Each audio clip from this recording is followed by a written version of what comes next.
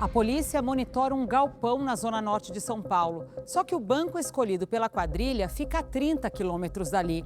A conta não fecha. Falta uma peça nesse quebra-cabeça.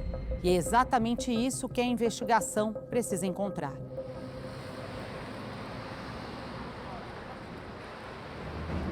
A gente começa a ver o seguinte, que esses caras, eles entram no galpão à tarde, só que eles não saem. Nessa que eles ficam lá dentro, um dos nossos policiais notou um detalhe, assim, sempre entrava uma Kombi, mas ele percebe o quê? Que a suspensão da Kombi entra alta e sai embaixo. Então a Kombi sai achatada no chão. Assim.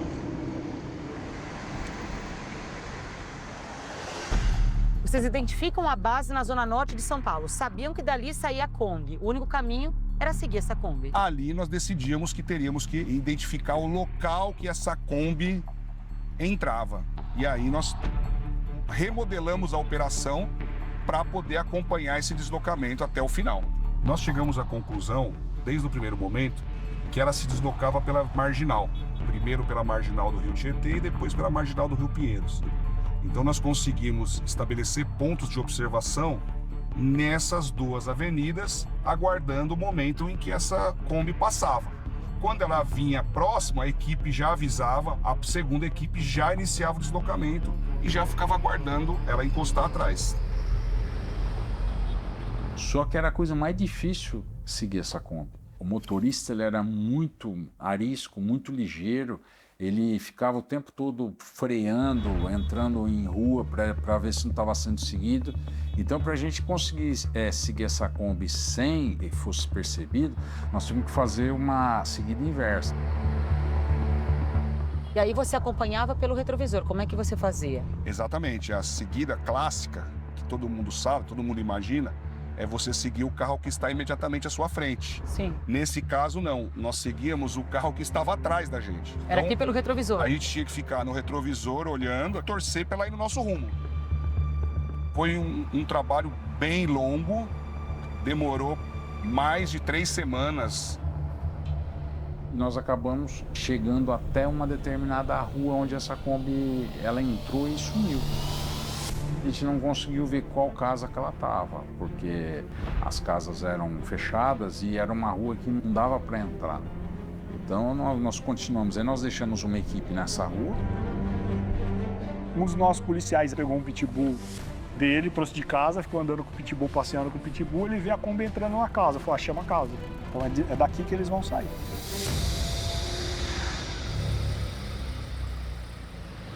A princípio, o plano era entrar e ficar na casa sem ninguém sair. Qual era a rotina de trabalho lá? Descia às 9. Foram poucas pessoas escavando, revezando, né? Porque tem que cavar, não teve nada tecnológico. Quem não estava cavando estava lá puxando, auxiliando para puxar aquela terra. Cada um metro já colocava escora. Era madeira, a base de ferro, não cavava 2 metros sem.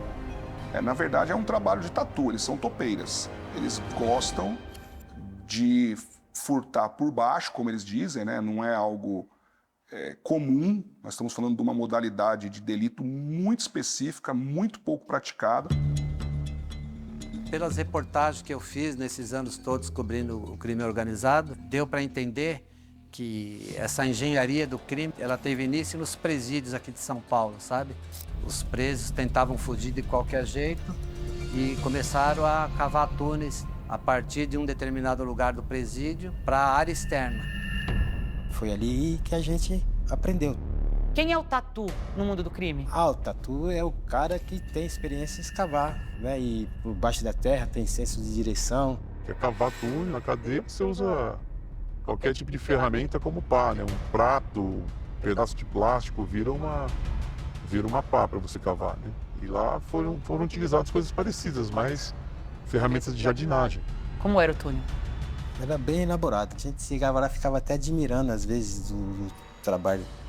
Porque ninguém tinha formação acadêmica, né, para realizar um trabalho daquele.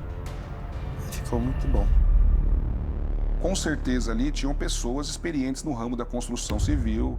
Um desses criminosos, ele era conhecido por cavar túnel dentro de cadeia, né? Sim, tinha um que tinha mais experiência de cavar, que ficava na linha de frente. Aí, às vezes alternava, porque ele estava cansado, outra pessoa tinha que cavar, né? Mas ele era o que era o especialista nisso, né?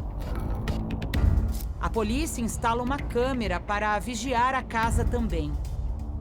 A gente monta uma basezinha no Dake, a gente pega uma tela grande, a gente consegue dividir no meio, então a gente tinha os olhos nos dois locais. E o pessoal começou a revezar à noite. Então assim, tinha um grupo de WhatsApp, falou, ó, deu minhas 2 horas. Eu ligo pro próximo e falo, ó, assume que é você. E com compromisso de não dormir. A gente ficava 24 horas monitorando. Apreensivo, com medo de a gente perder e eles conseguirem efetuar o roubo. Todos os dias de manhã, quando o Banco do Brasil nos informava que estava tudo ok no cofre, era um certo alívio. Porque do primeiro ao último dia, nós sempre trabalhamos contra o relógio e sempre trabalhamos com a hipótese, ainda que remota, mas de que a gente podia acordar de manhã com a notícia da imprensa, olha, o roubo aconteceu. É 1 bi, né? É 1 bilhão. Imagina a repercussão política que isso pode dar depois, mesmo para a carreira da gente, né? Pô, os caras roubam 1 bilhão. Ó, quem sabia? Ó, aqueles 3 delegados e aqueles 2 investigadores estão metidos no meio, eles sabiam. Aí eles vão chegar pra gente e falar assim, ó, por que vocês não evitaram? Mas os policiais ainda não conseguiam entender o plano dos ladrões. Era muito longe. Da casa na base do Banco do Brasil dava mais de 600 metros. Isso o engenheiro da prefeitura falou pra gente. Falou, não, ninguém cava 600 metros. Pra cavar 600 metros, ele falou, só se vinha a equipe do metrô, senão não cava. O que a polícia ainda não sabia é que os ladrões não precisaram cavar um túnel de mais de 600 metros. A prefeitura já tinha feito a maior parte do trabalho. Esse túnel ele era construído da casa para a galeria pluvial e depois da galeria pluvial para o cofre. E isso tinha uma questão difícil para nós, porque você imagina que se os criminosos estivessem dentro do túnel, você fecha a boca do túnel, eles não teriam para onde ir. Mas nesse caso não, porque na galeria pluvial eles poderiam sair em qualquer lugar das bocas de lobo. Então eles poderiam simplesmente andar nas galerias e sair no Rio Pinheiros, por exemplo, que era o destino final da galeria. O que a gente fez? A gente colocou um policial nosso dentro das galerias de águas ali, para ver como é. Ele saiu de lá horrorizado. Ele falou, não dá para entrar. Ele falou, não dá. Tipo assim, é escuro, é fétido, não tem como transitar lá dentro. Qual era a sensação de ficar lá embaixo? Nos primeiros dias dava um certo pânico, assim, né? Tinha bastante insetos lá, escorpião, rato. A gente usava umas roupas adequadas, com bota de borracha. E as condições ali, como é que eram? As condições, as piores, né? As piores, porque se chove tem que correr todo mundo, se o tempo fica feio já tinha que ter alguém do lado de fora para avisar, ó, para tudo, guarda as ferramentas que tinham que serem guardadas lá dentro mesmo. E porque quando chove as galerias enchem. Tinha horas desde que dava vontade de sair pelo bueiro. Como é que vocês conseguiram ficar tanto tempo ali, 3 meses? Era a mente concentrado no objetivo, né? E aí você ignorava qualquer tipo de risco, de perigo que a gente corria. Segundo o informante, o crime aconteceria em um feriado prolongado. A ideia era ter concluído dia 7 de setembro. E uns amigos teve que ir no Paraguai lá para comprar, né? Umas ferramentas que faltou de broca. A gente passou pela janela ali do feriado de Independência, passou batido, 7 de setembro foi embora. O próximo feriado prolongado era o de 12 de outubro. A polícia corre contra o tempo e a situação dos investigadores piora quando o informante não aparece mais. Nosso informante acabou sendo preso por uma equipe do DEIC. Quando ele sai das ruas, o que a gente tinha? A gente tinha as câmeras, então a gente tem os olhos. Só que os ouvidos, eram os nossos ouvidos, né? Então ele escutava e contava pra gente. Quando a gente perde os ouvidos, você fica no escuro. Os policiais procuram a administração do complexo financeiro para solicitar uma varredura nos cofres.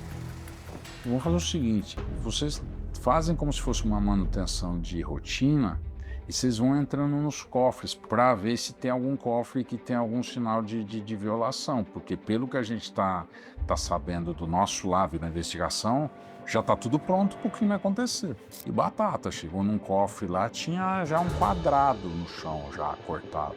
Tava embaixo do dinheiro, o quadrado. Aí ele pegou ainda um balde de água, jogou, a água caiu todinha, o cara ficou em pânico. Até onde vocês chegaram? Nós chegamos na panela do chão do banco. Vocês chegaram embaixo do cofre? Chegou embaixo. A gente falou assim, pô, acabou o tempo, não tem mais o que fazer. Para a polícia, às vezes é melhor deixar o bandido praticar o crime porque a pena é muito maior do que um crime tentado. Mas pelo risco do valor, do montante financeiro, a gente falou, não vai acontecer, a gente vai pegar antes, vocês podem confiar na gente.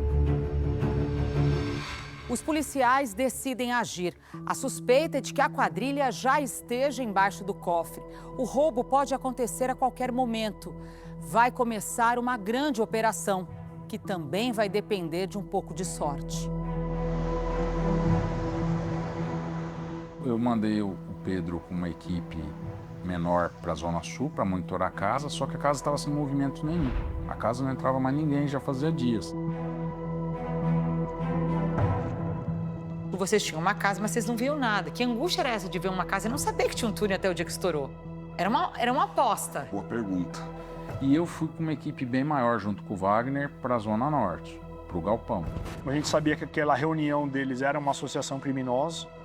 E o que a gente precisava? A gente precisava do maior número de pessoas lá dentro para fazer a ação.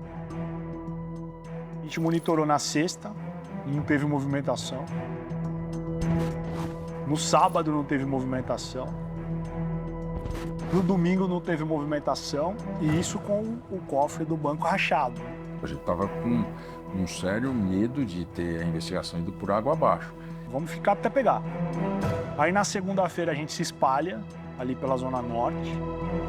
Aí dali a pouco chegaram 2 ladrões. Aí nós falamos, pô, tá começando a esquentar. Aí que eu falo, investigação não é só competência da equipe, conhecimento jurídico, conhecimento investigativo, tem que ter sorte também. E aí o que aconteceu nesse dia? Começou a chegar ladrão.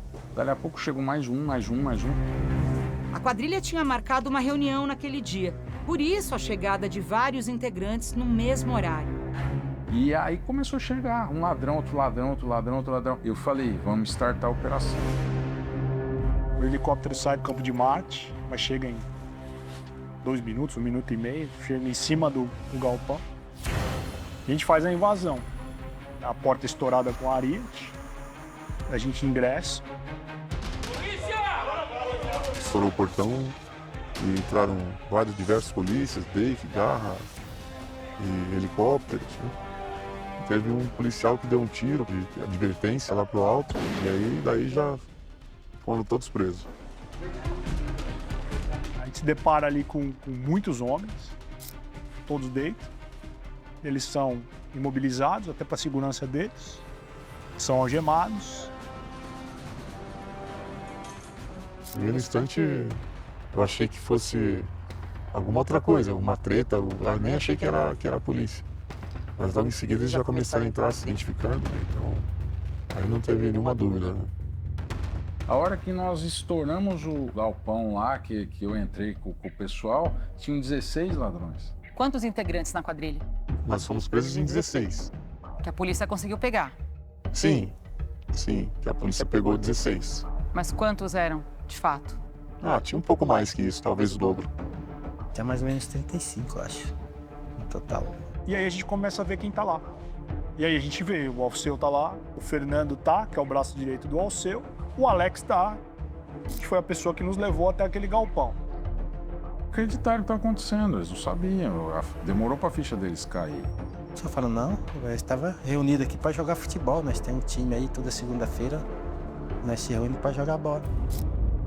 Só que a gente tinha lá 16 homens reunidos, a maioria criminosos fichados, reunidos na Zona Norte.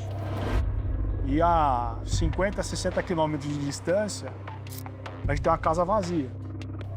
A polícia precisa conectar os ladrões presos no galpão ao túnel. O doutor Fábio fala, entra, pode entrar que aqui a gente pegou. Só que entre ele falar, entra, e o doutor Pedro ligar de volta para falar, achei, tipo, demora uns 10 minutos. A gente olha e fala assim, e se não é? Imagina a vergonha, todo mundo sabendo, todo mundo sabia. Os superiores sabiam, até os políticos já sabiam. Nós tivemos uma certa dificuldade para entrar, a casa era muito bem fechada, ela tinha sido toda adaptada, foi difícil ingressar nela. Eu tinha colocado uma equipe à retaguarda do imóvel, então não tinha como eles fugirem pelo imóvel. Boa, garra! A gente estava apreensivo e os bandidos também. Tinha só ficar todo mundo quieto aí que não vai acontecer nada com ninguém, beleza? Ah, beleza. Tem arma? Não, não tem arma. E vai na expectativa. Assim que nós entramos na casa, a primeira coisa que chamou a atenção é que, de fato, tinha todos os contornos de se tratar de um local de crime. Roupas, nenhum móvel, colchões velhos, muita comida estocada, terra por todos os lados, sujeira pelas paredes. E já deu aquela certeza de que, de fato, ali era o local do túnel mesmo. E aí, progredindo taticamente dentro do imóvel, até que nós achamos o túnel exposto. Tanto que, assim, o Fernando é um ponto-chave, assim, na história, porque nessa hora que ele escuta, o doutor Pedro liga pro doutor Fábio, e o doutor Fábio fala, achou? Pedro provavelmente fala que achou o túnel lá do outro lado da linha, e ele fala assim, mas o túnel é grande? Quando fala o túnel, o Fernando desabra na hora, assim, tá na minha frente, ele desmonta. E aí ele fala pra mim, ele falou, putz, vocês acharam? Eu falei, a gente achou. Aí primeiro fica o susto, depois vem a negação, né? Não tem nada com isso, aqui é um clube de futebol. Aí depois, como você vai mostrando o que a gente já tinha de provas, aí eles vão acabar confessando informalmente, acabam falando. Aí, como eu falei, falaram para os investigadores, pô, se vocês tivessem procurado a gente antes, a gente deixava uma parte para vocês. Então, eles são como da cara de pau. Eles falavam, não, mas lá tinha dinheiro para todo mundo, né? Aí até uma parte para vocês também. Em poucas horas, a Casa de Papel brasileira já era notícia. Os bastidores de uma investigação que evitou o que seria o maior assalto a banco da história. Para entrar, a gente tem que abaixar, e abaixar bastante. Muito apertado. Esse tapume aqui em cima, utilizado para sustentar aqui a terra, para que não caísse sobre eles. A polícia descobre que a quadrilha era bem organizada e tinha se preparado para esse crime. Tinha como se fosse um almoxarifado lá. Tinham várias roupas para eles usarem na escavação, umas roupas de borracha que são impermeáveis, todas novas, estocadas. Tinha luvas, várias luvas, máscaras, óculos de proteção. Tinha tanto os novos quanto os que eles tinham usado para os trabalhos que estavam secando. O meu chefe deu a ordem de entra no túnel e ver até onde vai. E isso para nós foi difícil. Eu tenho 1,90 m, o túnel é muito apertado. Eu consegui ir até um certo ponto ali e eu até tirei uma foto para ele e falei, olha, chefe, daqui não dá para passar mais não, é muito apertado. Eles desceram na casa e fizeram uma linha de túnel de 27 metros. Aí eles conseguiram entrar na rede de água pluvial. Aí da rede de água pluvial eles andaram mais de 600 metros, se não me engano eram 660 metros, até chegar ao ponto exato ao lado do Banco do Brasil. Ali eles entraram de novo num outro túnel, esse túnel tinha 37 metros até parar certinho embaixo de um dos cofres. Formou meio que um Z, né? Assim que nós chegamos até a boca de lobo, que já daria a posição da base, aí foi feito um segundo buraco, que é o que daria embaixo das salas cofre. A última surpresa dos tatus seria um modo de entrar no cofre sem serem percebidos. Lá nesses cofres eles têm um sistema de sensor sísmico. Qualquer tipo de escavação dispara um alarme dentro da central do Banco do Brasil. E lá eles usaram um negócio que a gente nunca viu, que ela fazia a expansão do concreto. Iam ser feitos os furos da mesma forma que se faz na cadeia, com uma matraca. E aí dentro desse furo você tem que colocar a massa expansiva.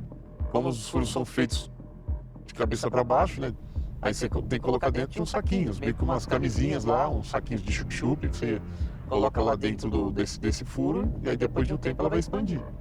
Eu sei que mágica que é que ela dissolve o concreto, vira areia, desmancha. Depois nós descobrimos, eles tinham feito um sistema igual a gente vê em filme, um sistema de espelhar a imagem.